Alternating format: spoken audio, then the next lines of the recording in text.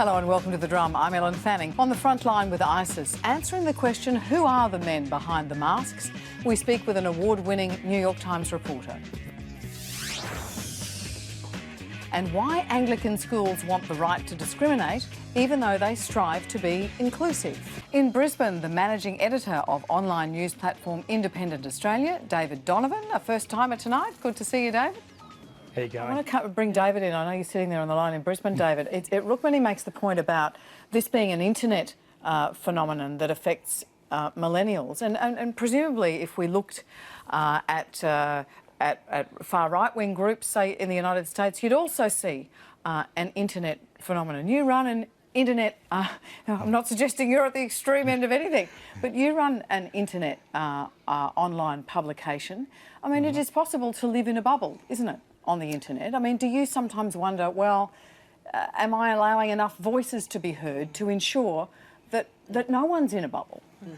Well, I disagree with the attitude that you often hear that there are people living in a bubble.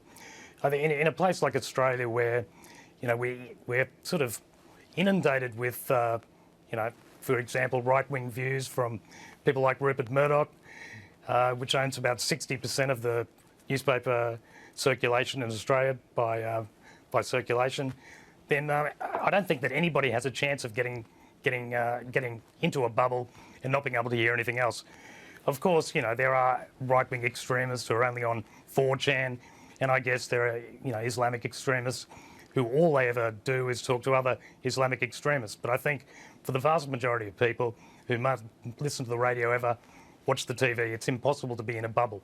So let's just say that. But just back to this subject of Islamic extremism, and this discussion has only been focused on Islamic extremism. I'm more worried in Australia about far-right groups. You know, we know that there's been about 17 who've had to quit the National Party, you know, members of, you know, far-right extremist groups. So it's not just Islamic. And that brings me back to Rukmini.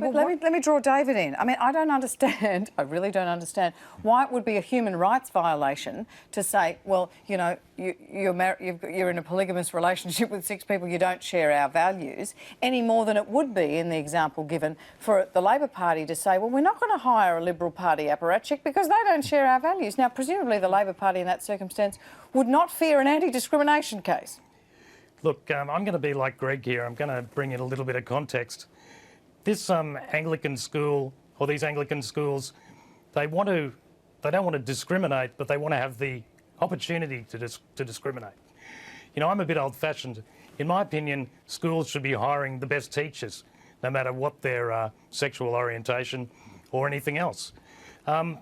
Look, my opinion is that, you know, religions shouldn't get exemptions for these sorts of things. They should live in our secular society. The Constitution actually has a separation between, you know, religion and state in Australia. And look, if it was up to me, I think churches should pay taxes. Let's, you know, that's one way of solving the deficit. David, what do you know about grief? Well, look, thanks, Ellen. A bit. My dad died when I was 21, and I still think about him every day. But just listening to Greg's story there, it reminds me of, I rode into a barbed wire fence when I was 21, which is why I've got this husky voice. And I just remember when I was riding home, the 12 miles to get back to the property, to the homestead, just thinking about my family and the fact that, because I honestly thought that I was going to die, thinking about my family and the fact that I would never see them again, the grief was you know, it was incredible. It was one of the things that drove me home. Not worrying about my own dying, but just worrying about the fact that I'd never see them again. OK. David, let's turn to your drum roll, if we can, in the auto cue. Rolling that up, please. You wanted to talk about another Prime Minister chugging down a cold glass of beer. ScoMo did that this week. Do you think that will make him more appealing to the electorate? Short answer is no. The longer answer is ScoMo is definitely, I hate that name, by the way, ScoMo. Scott Morrison is definitely no Bob Hawke. That's who he was trying to emulate. And, you know, I read a certain mainstream media report this week that said that that this beer chugging incident would be what would, you know, make Scott Morrison more competitive in the next election. I think the vast majority of people want good policies. They want good, humane policies. They want, stable government. And I don't think chugging a beer at the cricket's going to do that. If I was Scott Morrison, I'd probably be drinking a few beers at the cricket too. That's all we have time for this week. Thanks so much to our panel, Father Rod Bowe, Di Lee, David Donovan in Brisbane and Greg Sheridan in Melbourne. Have a great weekend. See you next week.